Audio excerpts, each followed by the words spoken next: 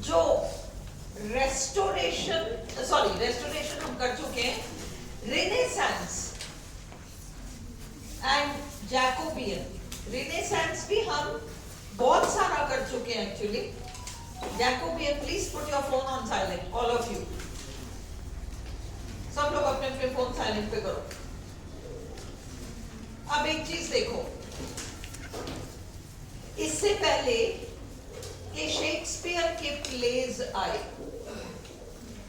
इससे पहले कि शेक्सपियर के प्लेज आए, ड्रामा इंग्लैंड में कैसे शुरू हुआ। और अपन ने जब लिटरेरी टर्म्स प्रोसोडी किया था तो मैंने आपको ड्रामा बहुत डिटेल में बोर्ड पे करा रखा है। उस समय हमने देखा था मिस्ट्री प्लेज, मिरेकल प्लेज, याद है, इंटरल्यूड, ये सब हमने बोर्ड पे कर रखा है, दोनों बैचेस में किया है। और उसमें भी अब यूनिवर्सिटी विट्स, ये भी अपन यूनिवर्सिटी विट्स कर रखा है, पर थोड़ा सा समझो, जो लैटिन में लिखने वाले सेनेका नाम के ड्रामेटिस्ट थे, ओके, सेनेका, उन्होंने एक विशेष तरह की शैली, स्टाइल ड्रामा में इंट्रोड्यूस किया, ट्रेजेडी में। और उसकी कुछ खास बातें थी। उसकी ये बातें थी कि एक मर्डर होगा और फिर उस मर्डर की खबर किसी को नहीं लगेगी। मौत की खबर तो लग जाएगी, पर ये मौत स्वाभाविक नहीं है, ये हत्या है, ये बात सामने नहीं आ पाएगी। और इसलिए किसी की रूह आएगी, अक्सर उस मृत इंसान की ही रूह आएगी मौत के बाद, और अपने किसी निकट व्यक्ति को वो रूह बताएगी कि मैं स्वाभाविक रूप से नहीं मरा, मेरी तो हत्या की गई। अब वो व्यक्ति जो है उस हत्या के लिए बदला लेने को वो सारी प्लानिंग करेगा, और वो बहुत ही बुरी प्लानिंग करेगा, बहुत खराब तरीके से करेगा। खूब खून खच्चर, खूब षड्यंत्र रचाना, ये सारी चीजें होंगी। और इस तरह की जो ट्रेजेडीज हैं, सेनेका नाम के उस राइटर ने 9 लिखे। अब ड्रामा का एक बहुत बड़ा नियम है, अरस्तु ने बनाए हैं ड्रामा के नियम, एक्चुअली एरिस्टोटल। उन्होंने कहा कि खून खच्चर और ऐसी चीजें जो कि स्टेज पर दिखाने लायक नहीं होती, आप उन्हें स्टेज पर नहीं दिखाओगे। ड्रामा में दोनों बातें होती हैं, कुछ बातें दिखाई मतलब ऐसे दिखाते हैं और कुछ बातें बताते हैं। उसका बहुत बुरा मर्डर हुआ, बता दिया, अब उस मर्डर को दिखाओ मत। यह अरिस्टोटल का नियम था, अंडरस्टूड। अब सेनेका ने क्या किया, ये 9 उसकी जो ट्रेजेडीज थे खून खच्चर वाले, उन्होंने उसे इस पर्पस से बनाया कि स्टेज पर मत दिखाओ, ये पूरा नाटक ही स्टेज पर मत दिखाओ, पूरी कहानी स्टेज पर मत दिखाओ। इसको तो छोटा सा एक ग्रुप बना लो, एक साहित्यिक ग्रुप, जिसको कि ये ऐसी चीजों में रुचि रहती है ड्रामा वगैरह में, और इसको पढ़कर सुनाओ, पर स्टेज पर मत दिखाओ। इस तरह के ड्रामा को क्लोजेट ड्रामा कहते हैं।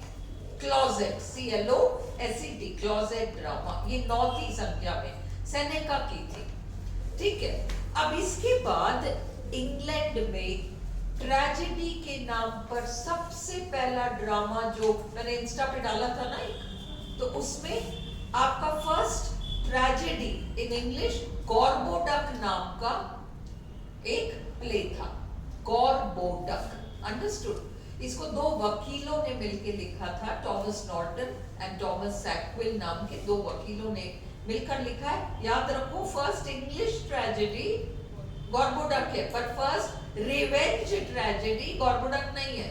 हालांकि गॉर्बोडक रिवेंज ट्रेजेडी है, गॉर्बोडक रिवेंज ट्रेजेडी है, पर फिर भी वो पहली रिवेंज ट्रेजेडी नहीं मानी जाएगी। कारण क्या है? रिवेंज ट्रेजेडी के जो फीचर्स होते हैं, रिवेंज ट्रेजेडी के जो फीचर्स होते हैं, वो सारे के सारे फीचर्स गॉर्बोडक में नहीं है।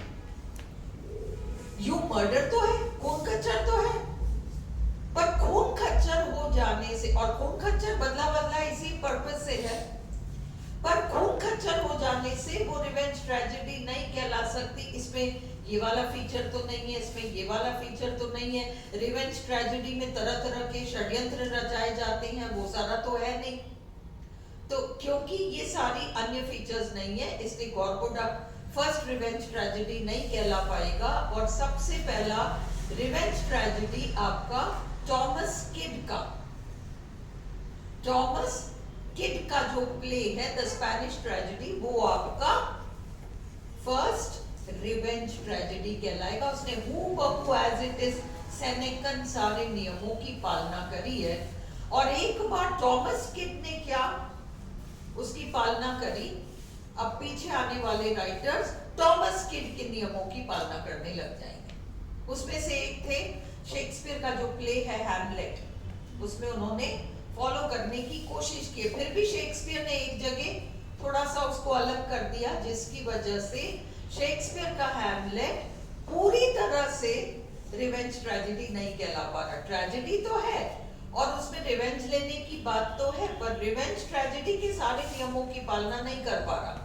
तो रिवेंज ट्रेजेडी में ऐसा क्या है, ऐसा क्या है रिवेंज ट्रेजेडी में जो कि हैमलेट में नहीं है, गॉर्बोडक में नहीं है? ऐसा क्या कर दिया इस थॉमस किड ने? ऑलराइट, तो रिवेंज ट्रेजेडी में बदले को, बदला लेना मेरा धर्म है, ये मेरा धर्म है। मैं अपने, और धर्म से रिलीजन से मतलब ना, मेरा कर्तव्य है, और अगर मैं इस कर्तव्य में चूक जाता हूं तो मैं बहुत बड़ी गड़बड़ कर रहा हूं। इस भावना से ओतप्रोत रहता है वो कैरेक्टर जो कि बदला लेना चाहेगा। इस भावना की प्रधानता किसी ट्रेजेडी को रिवेंज ट्रेजेडी बनाती है। मेरे मन में बदला उठा और मैंने तुम्हारा कत्ल कर दिया, ये रिवेंज ट्रेजेडी के लिए नहीं है। अच्छा, तुमने मेरे साथ ऐसा किया, और फिर मैं उसके बारे में पूरा एक विश्लेषण करके इस निष्कर्ष पे पहुंचती हूँ कि अब तो ये मेरा फर्ज है, ये तो अब मुझे करना ही पड़ेगा। मैंने गुस्से में नहीं किया है, गुस्से में किसी का मर्डर कर दो वो नहीं है। इस पे फुल एक बहुत अच्छे से इसको एनालिसिस करके कंक्लूजन ड्रॉ करके, और ये तो अब मेरा ऐसा करना मेरा फर्ज है। जब हम सोच लेते हैं कि कोई चीज करना मेरा धर्म है, अब क्या होता है, तुम किसी की गर्दन काटो, तुम किसी का गला रेतो, तुमको लगता है ये मेरा धर्म है, इसमें सही गलत की तो बात ही नहीं आती। अंडरस्टूड? तो उस व्यक्ति के मन में किसी भी तरह का वो जो एक कॉन्शियंस जिसको कहते हैं ना, हाय मैं गलत कर रहा हूं क्या, मैं पाप तो नहीं कर रहा, मैं सही कर रहा हूं क्या, उसको वो 100% कन्विंस्ड है कि मैं जो कर रहा हूं वो सही है, ये मेरा कर्तव्य है ऐसा करना। ये रिवेंज ट्रेजेडी का फर्स्ट फीचर है। रटो कुछ भी मत, केवल समझ लो। Have you understood this point?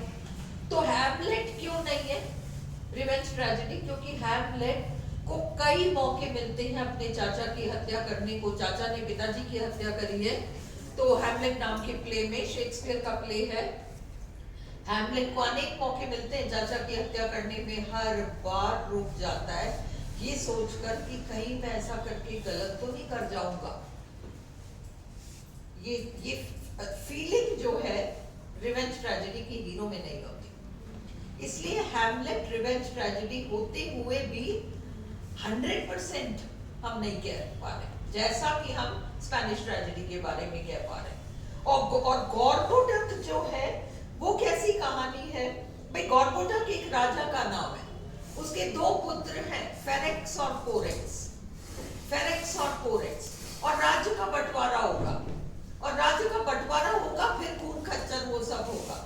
तो वो भी 100% 100% रिवेंज ट्रेजेडी है, बदला बदला लिया जाएगा, वो खून खच्चर होगा, पर वो जो फीलिंग्स वाला एक पोर्शन है ना, जो कि रिवेंज को ड्राइव करता है, वो वाली चीजें गॉर्बोडक में भी नहीं है। इसलिए गॉर्बोडक को फर्स्ट इंग्लिश ट्रेजेडी कहते हैं, पर फर्स्ट रिवेंज ट्रेजेडी नहीं कहते। Now is this clear to you? अब आप इसको पढ़ो। Revenge tragedy term by Ashley H. Thorndike, by Ashley H. Thorndike। एक बार क्विकली तुम लोग एग्जाम से पहले इंस्टाग्राम पे मैं ये छोटी छोटी चीजें डाल दूंगी, उसको देख जाओ, अब अलग से रटो मत। जैसे मैंने उस दिन बहुत सारे टर्म्स डाले थे, उस तरीके से मैं ये बच्चे कुछ भी डाल दूंगी, फिर तुम केवल इसको देख लो, रजिस्टर रटो मत। अंडरस्टूड? ट्रेजेडी ऑफ ब्लड कहते हैं रिवेंज ट्रेजेडी को। इसका प्रिंसिपल थीम, मुख्य जो विषय वस्तु है, वो है revenge and its fatal consequences. कितने घातक परिणाम है इसके, इस तरह का बदला लेना। पूरा खानदान ही मिट गया, पूरा वही है ना। A shocking murder which requires revenge. Revenge tragedy में बहुत क्रूर किस्म की हत्या होगी और बदला मांगेगी। Appearance of the ghost of the dead person. कई बार मरे हुए व्यक्ति, मतलब क्रूर कैसे? क्रूर का मतलब खूब खून खच्चर होना चाहिए? नहीं। अगर एक भाई अपने भाई की हत्या करता है ना, भले ही दुनिया को पता ही नहीं चलता। हैमलेट में क्या होता है? छोटा भाई बड़े भाई को सांप से कटवा देता है, तो उसको आप यूं नहीं कह पा रहे कि उसमें बहुत खून खच्चर ये सब हुआ, पर ये क्रूरता है। अगर एक छोटा भाई बड़े भाई के साथ ऐसा कर ले, बड़ा भाई छोटे भाई के साथ ऐसा कर ले, तो वो धर्म के विरुद्ध जो बातें हो रही है उनको अपन क्रूर बता रहे हैं, नेचर के खिलाफ जाकर काम करना।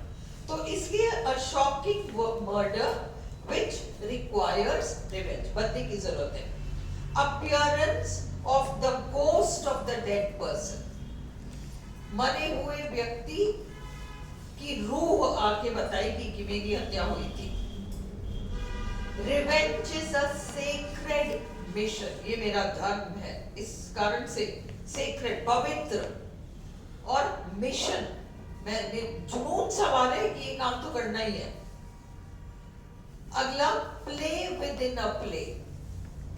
Play with in a play का मतलब, नाटक तो चल ही रहा है, उस नाटक के अंदर सपोज अब हैमलेट है बेटा, उसके फादर की हत्या हो गई। हैमलेट डायरेक्टली जाकर अपने चाचा को ये नहीं बताएगा मुझे पता है आपने मेरे फादर की हत्या करी, ये नहीं बताएगा। वो क्या करेगा? हैमलेट क्या करेगा? एक नाटक कंपनी को बुलाएगा और बिल्कुल वही सीन, सब कुछ वही, कि दो भाई हैं और एक भाई खाना वाना खा के बगीचे में घूम रहे हैं, टहल रहे हैं दोपहर को, और जाके थोड़ी देर बेंच पे जाके लेट जाते हैं। फिर इतना वो छोटे भाई का बड़े भाई की वाइफ के साथ अफेयर चल रहा है, फिर वो छोटा भाई उसको सांप से, ये पूरा ड्रामा, और चाचा बैठे हैं वहां, वो हैमलेट बैठा है और ये ड्रामा सामने चल रहा है, और हैमलेट ड्रामा तो नहीं देख रहा, चाचा का मुंह देख रहा है कि इसके चेहरे पे कहां कहां वो भाव आ रहा है। क्यों कर रहा है ये सारा? वो अभी भी उसको विश्वास नहीं है कि मेरे चाचा ने ऐसा किया होगा, वो प्रूफ ढूंढ रहा है। और वो प्रूफ उसको कैसे मिलता है? इसके चेहरे पे बदलते हुए जो हवाइयां उड़ रही है ना, उसको देख के वो समझ जाता है कि हाँ अब तो सही है, इसने किया ये। अंडरस्टूड? तो play with in a play, नाटक के भी अंदर नाटक, ये रिवेंज ट्रेजेडी में होता है। मिमिकिंग द मेन एक्शन, जो मुख्य मर्डर है उसकी नकल करते हुए एक ड्रामा। ब्लड शेड, खून खच्चर, एंड ब्लड रिलेटेड इमेजरी, और सीन्स और डिस्क्रिप्शन सब ब्लड रिलेटेड होंगे। Is this clear? Senecan tragedy. Senecan tragedy, body of 9 closet dramas, है ना। क्लोजेट ड्रामा वो ड्रामा होता है जिसको स्टेज पे परफॉर्म नहीं किया जाता, पर जिसको पढ़ा जाता है, रीड किया जाता है। Okay. Intended to be read and not performed. पढ़ने के लिए बनाया जाता है, ना कि खेलने के लिए। Written in blank verse by Seneca. Seneca ने इसे ब्लैंक वर्स में लिखा, ये सारे क्लोजेट ड्रामास। और यूनिवर्सिटी बिट्स में भी वो क्रिस्टोफर मार्लो वगैरह की tragedies blank verse. They became the model for the Renaissance stage tragedies. Senecan tragedy को मॉडल बनाकर वो टॉमस किड वगैरह ने अपनी स्पेनिश ट्रेजेडी लिखी। इंट्रीग, दुनिया भर के षड्यंत्र। हाई मेलोड्रामा, बहुत ही ऊंची नीची कहानियां, ब्लडी डीड्स। गॉर्बोडक 1561 का ड्रामा है, फर्स्ट ट्रेजेडी इन इंग्लिश है ना। Did not follow all the conventions, सारे नियमों की पालना उसने नहीं करी। The Spanish tragedy by Thomas Kyd, कहां 1561 और कहां 1592, बहुत फर्क है, फिर भी ये फर्स्ट माना जा रहा है। टाइटस एंड्रोनिकस बाय शेक्सपियर सारे नियमों की पालना करता है, हैमलेट कम नियमों की पालना कर रहा है। द जू ऑफ माल्टा, है ना, पैराबास नाम का हीरो है इसका। द जू ऑफ माल्टा, यहूदी माल्टा का, बाय क्रिस्टोफर मार्लो। और फिर द व्हाइट डेविल और duchess of Malfi, John Webster का, और हैमलेट। ईयर्स वर्स नहीं पूछेंगे, ईयर्स वर्स मत याद करो। फर्स्ट रिवेंज ट्रेजेडी याद रखो 1561, and first tragedy in English 1561, है ना, वो याद रखो। First tragedy in English 1561, not revenge tragedy, first tragedy, that is Gorboduc. और जो आपका फर्स्ट कॉमेडी है उसका exact date actually not known है, एग्जैक्ट नहीं पता है, तो ये शीट याद हो जाएगा। अब हम आते हैं यूनिवर्सिटी बिट्स। ये टर्म जॉर्ज सेंट्सबरी का टर्म है, ये आपको मैंने वो टर्म्स वाले उसमें डाल दिया, you have got this term by George Saintsbury. इन टर्म्स में से कोई एक तो पूछेगी। वो जो शीट डाला है मैंने 8-10, वो एक बार जस्ट क्विकली देख लेना। It refers to a group of young dramatists of the early Elizabethan period. Elizabethan period के शुरुआती काल का है, शेक्सपियर से पहले यूनिवर्सिटी बिट्स हैं। तो अगर कोई भी क्वेश्चन पूछे, शेक्सपियर का जन्म आपको याद होना चाहिए 1564, ये तो बिल्कुल यू शुड नो। 1564 है ना, और वहां 1616 उनकी डेथ है। तो 1564 अगर शेक्सपियर है, तो फिर रिवेंज ट्रेजेडी वाला कोई प्ले वो पूछे तो आपको पता होना चाहिए कि ये कहां आ रहा है। तो it refers to a group of young dramatists of the early Elizabethan period. ये लोग ऑक्सफोर्ड यूनिवर्सिटी और कैम्ब्रिज यूनिवर्सिटी के स्टूडेंट्स हुआ करते थे। They were associated with the universities of Cambridge and Oxford. इसमें राइटर्स हैं जॉन लिली, क्रिस्टोफर मार्लो सबसे महान है इनमें से, Thomas Lodge, Thomas Nashe, Thomas Kyd. 3 तो तुम्हारे टॉमस है ना, तुम वही वो लिली पीली ग्रीनी वही है ना लगाओ, तो ग्रीनी पीली लिली, तो ये 3 हो गए, 3 तुम्हारे टॉमस हो गए, और 7वां तुम्हारा क्रिस्टोफर मार्लो है, ये ग्रेटेस्ट है। अब ये टॉमस किड स्पेनिश ट्रेजेडी वाला है। ये जॉर्ज पील, नाम तो इसका पील है, पीली नहीं है, अपन याद करने के लिए पीली कर रहे हैं, नीली पीली लिली है ना, ऑल दिस, और नील तो नाम भी यहाँ नहीं एडेड है, लिली पीली ग्रीनी है ना। जॉर्ज पील म्यूजिक एबिलिटीज थी इनमें, म्यूजिकल पर्सन थे, ओल्ड वाइफ्स टेल इन्होंने लिखा है। और ये रॉबर्ट ग्रीन कौन था? ये वो था जिसने शेक्सपियर के लिए कहा था कि कौवा है जो कि ना मोर के पंख पहनकर घूमने की कोशिश कर रहा है, मतलब हम हैं जो भी हैं, अपन ही है जो भी, अपन तो मोर है, और ये हमारे पंख पहन के घूमने की कोशिश कर रहा है। ये कहा था रॉबर्ट ग्रीन ने शेक्सपियर के लिए, है ना, शेक्सपियर बाद में आए थे। रॉबर्ट ग्रीन ने लिखा है Friar Bacon and Friar Bungay, and George Peele ने लिखा है ओल्ड वाइव्स टेल्स। अब मैंने अगली शीट में जस्ट एक दो नाम दे रखे हैं। George Peele Old Wives Tales, Robert Greene Friar Bacon Friar Bungay. इसके बाहर आरपीएससी जा ही नहीं सकती। लिली ने क्लासिकल थीम्स पर लिखे, 8 नाटक ही लिखे। इसमें देखो इन्होंने यूफियस, मैंने आपको बहुत डिटेल में करा रखा है एक्चुअली, क्लास में याद हो तो। यूफियस, तो ये यूफियस है ना, रेनेसांस जेंटलमैन, यूफियस जैसा।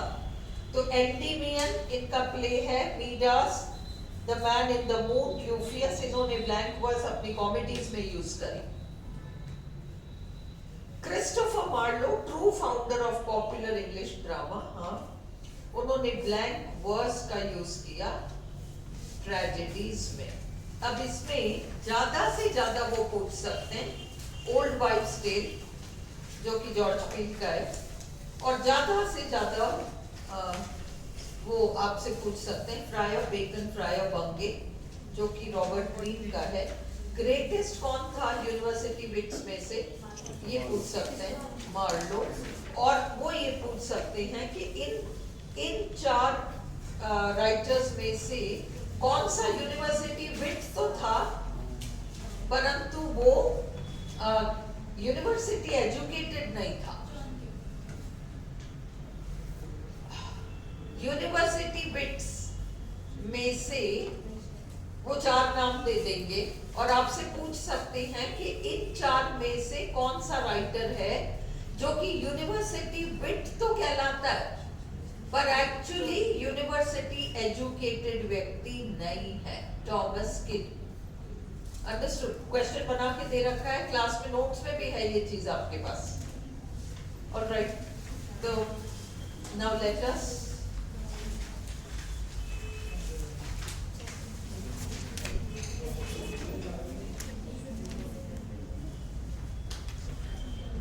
do this. Jacobean literature. Jacobean literature, dark in mood, dark, mayusi, dark in mood, questioning the stability of the social order. Jacobean literature में जो सामाजिक ढांचा है उस पे बहुत सवाल जवाब किए जाएंगे प्लेस के ही दौरान। विलियम शेक्सपियर जैकोबियन लिटरेचर में भी आते हैं, बेन जॉनसन भी आएंगे। जॉन वेबस्टर शुरू के पीरियड के हैं, जैकोबियन लिटरेचर के नहीं है, शुरू के पीरियड में है, लिखा है मैंने अर्लियर पीरियड, बट आने वाली शीट्स में क्वेश्चंस इन सब पर हैं। जॉन वेबस्टर जैकोबियन नहीं है क्योंकि वो एलिजाबेथन पीरियड के हो गए। मेटाफिजिकल पोएट्री तो ये जैकोबियन है। अगर पूछे जैकोबियन मतलब इंग्लैंड का ड्रामा बिफोर शेक्सपियर कौन से काल का, मतलब what is it? Before Shakespeare था आपके सारे वो यूनिवर्सिटी विट्स वाला ड्रामा है ना, और ये बेन जॉनसन शेक्सपियर ये वाले काल का ड्रामा आपका जैकोबियन कहलाएगा। तो मेटाफिजिकल पोएट्री, मास्क्स होते थे मुखौटे पहनकर जो ड्रामे खेले जाते थे। बेन जॉनसन बहुत बड़ा ड्रामेटिस्ट है इंग्लैंड का। क्लियर? अब क्वेश्चंस देख लो। किसने बनाया ये term university wits? George Saintsbury. George Saintsbury who coined the term university wits. George Saintsbury. What is not true about the university wits? अब मैंने आपको सारे ट्रू वाले दे दिए, सारे ट्रू वाले आ गए, है ना। इसमें अगर देखो, some of the dramatists before Shakespeare were well educated scholars. है ना, अच्छे यूनिवर्सिटी गए हुए विद्वान लोग हैं ये। They were educated at the Oxford or the Cambridge University. इन दोनों यूनिवर्सिटीज में किसी एक में पढ़े हुए। Wit was the synonym for scholar. University wits के लिए, विट जो है ये स्कॉलर के लिए आया है। मेटाफिजिकल पोइट्री में भी विट शब्द का स्पेशल यूज है।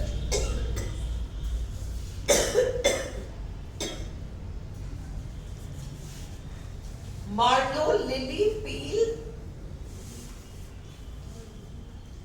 Green, Lodge, Nashe and Kyd, 7 नाम हो गए, are known as university wits. Marlowe was the best known among them. नील का इसलिए कि कॉन्ट्रीब्यूशन कम है इसलिए नहीं आ रहा, ये 7 तो आप याद रखो। Which of these is not a work by Marlowe?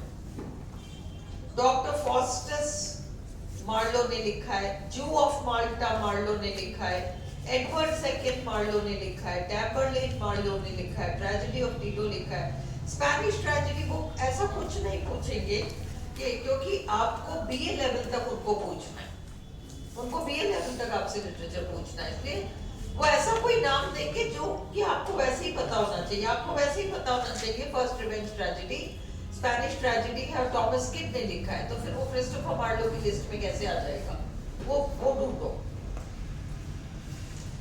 आपका एफ है ऑप्शन, द स्पेनिश ट्रेजेडी जो कि टॉमस किड ने लिखा। Which of the following is not a revenge tragedy?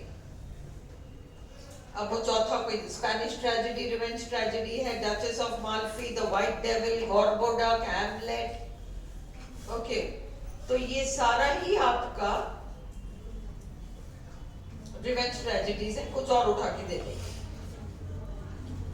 Who among the following is counted as a university wit?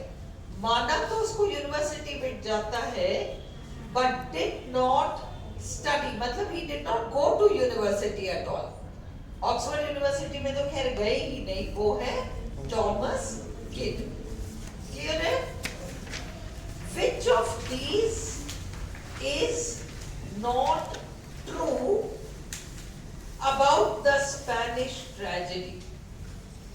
अब Spanish tragedy के बारे में कौन सी बात सही नहीं है? भाई it was written by Seneca, बिल्कुल रिटन बाय सेनेका है क्या? यस, है ना? स्पेनिश ट्रेजेडी सेनेका ने लिखा है क्या? स्पेनिश ट्रेजेडी किसने लिखा है? Thomas kid. टॉमस किड ने लिखा है ना। स्टाइल सेनेका का है ना। यहां देखो क्या लिखा है, it was written by Seneca. पढ़ते ही लगेगा हाँ सेनेका ने लिखा है, क्योंकि सेनेका का नाम बार बार आ रहा है रिवेंज ट्रेजेडीज के साथ। बट फिर स्पेनिश ट्रेजेडी एक रिवेंज ट्रेजेडी है जो टॉमस किड ने लिखा है सेनेकन स्टाइल में, पर सेनेका ने नहीं लिखा है। तो इसलिए which of these is not true? ये answer, it was written by Seneca. It was influenced by Seneca. हाँ, प्रभावित था। ये क्लियर हो गया ना? टॉमस किड ने लिखा है, बट सेनेका से प्रेरित होकर लिखा है। It was written by Thomas Kidd. हाँ, it was a revenge tragedy. तो आपका आंसर ए है। Who wrote Friar Bacon and Friar Bungay? Robert Greene ने। Who wrote the many वो था ना Old Wives' Tales? पील, जॉर्ज पील। ये बार बार repeat करा दूंगी ताकि तुम लोग को याद हो जाए। जॉर्ज पील ने ओल्ड वाइफ्स टेल्स लिखा है, फ्रायर बंके बेकन तो ग्रीन ने लिखा है ना? और लिली ने यूफियस लिखा है। क्रिस्टोफर मार्लो ने तो ढेर सारे लिखे हैं। Who wrote Euphues? John Lyly. UPS नहीं, यूफियस। बेन जॉनसन ने मार्लो ने जो ब्लैक वर्ड्स यूज किया था अपने ड्रामास में, उसको माइटी लाइन का नाम दिया है। Ben Jonson referred to Marlowe's use of blank verse as mighty line. Marlowe ने जो ब्लैंक वर्स यूज किया उसको बेन जॉनसन ने माइटी लाइन पुकारा. Which among the following plays of Marlowe has epic features? Epic जैसी महाकाव्य वाली सारी क्वालिटीज. क्रिस्टोफर मार्लो ने बहुत सारे drama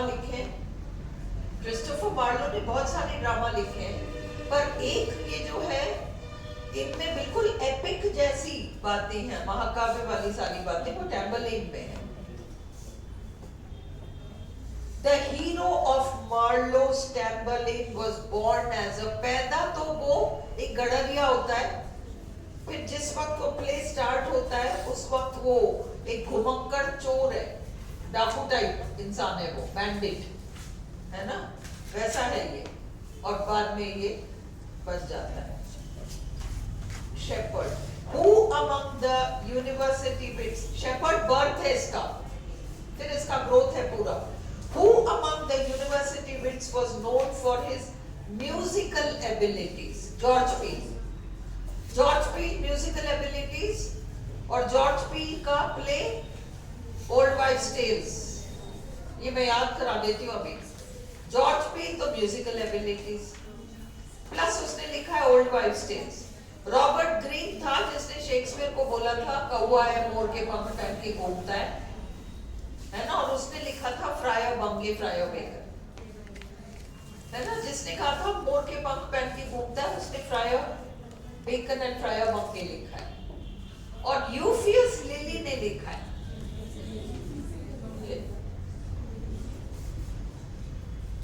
Who wrote the prose romance Euphues? John Lily. Which is not true of the Gorbo duck? देखो ये तुम लोगों को अगर याद करने में डिफिकल्टी आ रही है तो मैं कल 10 मिनट में एक बार जस्ट पॉइंट्स नहीं रिपीट कराऊंगी, केवल क्वेश्चंस क्लास में एक बार रिपीट करा देती हूँ तो तुम लोग को याद हो जाएगा. पुराने भी लेके आओ, तुम लोग को जैकोबियन लेकर आओ. एक बार मैं जल्दी से करा दूंगी ना तो तुमको बैठ जाएगा, नहीं तो भूल जाओगे. Which is not true of the Gorbo duck? It was the first complete tragedy in English. हाँ बिल्कुल. It was based on the lines of Senecan tragedy. हाँ, it was based but not fully. It was written by Thomas Norton and Thomas Sackville, दो वकील थे ये लोग. चौथा point not true वाला दे नहीं रखा है मैंने, तुम समझ जाना ये तीन तो ट्रू है गॉर्बो डक के बारे में. Which work by a university wit became the direct source of Shakespeare's play The Winter's Tale? Shakespeare ने एक ड्रामा एक प्ले लिखा है The Winter's Tale. वो कौन से रचना से प्रेरित है? रॉबर्ट ग्रीन जो कि यूनिवर्सिटी विट थे, उन्होंने पैंडोस्टो नाम का एक ग्रामीण परिवेश की कहानी लिखी है, पैस्टरल पैंडोस्टो, उस पर आधारित है विंटर्स टेल. अब व्हाट इज द, ये सारा जस्ट एक बार क्विकली रिपीट करो कल मेरे साथ, लेके आना, दोबारा जेरोक्स नहीं कराना है ना, ले आना. जैक वो इससे पहले जो रेनेसांस था वो भी ले आओ. जस्ट क्विकली मैं करा दूंगी, हाफ एन आवर करा दूंगी. What is the name of the rich Jew of Malta? Barabbas. Which university wit is अब Barabbas लिखा होगा, Barabbas, ये तुम्हारा आंसर है. Which university is best remembered for his prose romance Rosalind, जिससे कि As You Like It नाम का प्ले प्रेरित हुआ है? टॉमस लॉज ने लिखा है रोज़लिंड. नहीं, as you like it Shakespeare ने लिखा है. ये टॉमस लॉज ने रोज़लिंड नाम का एक ग्रामीण परिवेश का लिखा था. उससे प्रेरित है शेक्सपियर का एज यू लाइक इट. और शेक्सपियर के एज यू लाइक इट में दोनों हीरोइनों में से एक मेन हीरोइन का नाम ही रोज़लिंड है. As you like it first grade में चलता है. ये क्लियर है? Ben Jonson. अब कल जब हम रिवीजन करेंगे उसको रिकॉर्ड नहीं करेंगे, Ben Jonson, period of the English Renaissance. He popularized the comedy of humors. Comedy of humors किसके नाम के साथ जुड़ा हुआ है? ये Ben Jonson के नाम से जुड़ा हुआ है. He is regarded as next to Shakespeare in drama. Shakespeare के बाद सीधे बेन जॉनसन का नाम ड्रामा के क्षेत्र में आता है. उनकी रचनाएं ये दो, every man in his humour, every man out of his humour, out of humour, in his humour, out of humour. फिर वॉलपोल या लोमड़ी, फॉक्स, इसने क्या किए, बहुत सारे व्यंग्य वाले ऐसे लिखे राजनेताओं के ऊपर जो चालाक होते हैं, है ना, महिलाओं के ऊपर, या फिर पोएट्स के ऊपर, पोएटेस्टर, है ना, एपिसोड और द साइलेंट वुमन. तो ये जो है वॉलपोल और द फॉक्स. अल्केमिस्ट लिखा है, सिंथिया रेवेल्स लिखा है, बार्थोलोमेव उनका बहुत फेमस है, पोएटेस्टर, एपिसोड और द साइलेंट वुमन. अब ये दो याद रख भाई, every man in his humour, out of humour याद रख लो. वॉलपोल का दूसरा नाम फॉक्स है. ये एक क्वेश्चन बनता है कि भाई इसका सबटाइटल क्या है. वॉलपोल का फॉक्स है और एपिसोड का साइलेंट वुमन है. ये दो याद रख लो और मैं कल रिपीट करा दूंगी इसको. और उसने मास्क्स भी खूब सारे लिखे, ड्रामास, कोर्ट ड्रामास, राज दरबार में जो ड्रामास खेले जाते थे मुखौटे पहनकर, उसमें राजा रानी भी भाग लेते थे मास्क्स में. James the first of England और उनकी वाइफ भाग लेते थे इसमें, मास्क्स में. With whom is the comedy of humors associated? Ben Jonson के साथ. Who is regarded as next to Shakespeare in the field of English drama? Ben Jonson. Ben Jonson और थॉमस नैश ने मिलकर एक प्ले लिखा जिसके बाद दोनों के लिए अरेस्ट वारंट्स निकाले गए, जेल भी जाना पड़ा. Isle of Dogs, the Isle of Dogs, है ना, उसमें महारानी के ऊपर भी टिप्पणी है ना. तो क्वीन एलिजाबेथ का कैरेक्टर जो रहा है वो उसके ऊपर कोई ओपनली कोई कुछ कह नहीं सकता था, पर कहने वाले चुके भी नहीं, ना. तो उन्होंने इस तरह से नहीं तो उस तरह से कुछ कह दिया, फिर वो फंस गए. ये सारी बातें. Isle of dogs. अब सन्स ऑफ बेन, एक्चुअली दो होता है, sons of Ben and tribe of Ben, but sons of Ben जान लो. वो पोइट्री और ड्रामा में बेन जॉनसन की स्टाइल को कॉपी करके लिखने वाले सन्स ऑफ बेन कहलाए. Followers of Ben Jonson in English poetry and drama in the first half of the 17th century. First half of 17th century का मतलब 1600 and something आ जाएगा, 1600 and something शुरू का. भाई 1572 वगैरह 16वीं शताब्दी तो वो सब रह के जॉर्डन वगैरह. जॉर्डन हालांकि इधर भी है 16 उसमें, बट बर्थ उनका वो 1572 है. And followers of Ben Jonson in English poetry and drama in the first half of the 17th century. Masks क्या है? Festive entertainment in the court. राज दरबार में खेले जाने वाले छोटे छोटे नाटक entertainment के लिए. They contain singing, dancing and acting out a story. गाना बजाना होता था. Actors wore masks on their faces. Use of gods, goddesses, mythological subjects. तो पौराणिक कहानी किससे होते थे? Rhymed verse, तुकबंदी होती थी. ये सब masks में होता था. The first revenge tragedy in English was Gorboduc, 1561 by Thomas Norton and Thomas Sackville. Sackville दोनों वकील हैं. The other title for Gorboduc is Ferex and Porrex. Hamlet कैसे अलग ऐलान करने की जरूरत नहीं, आपको समझ में आ गया. हेजिटेट करता है किल करने को, जबकि नॉर्मल रिवेंज ट्रेजेडीज में murder is a mission, revenge is a mission.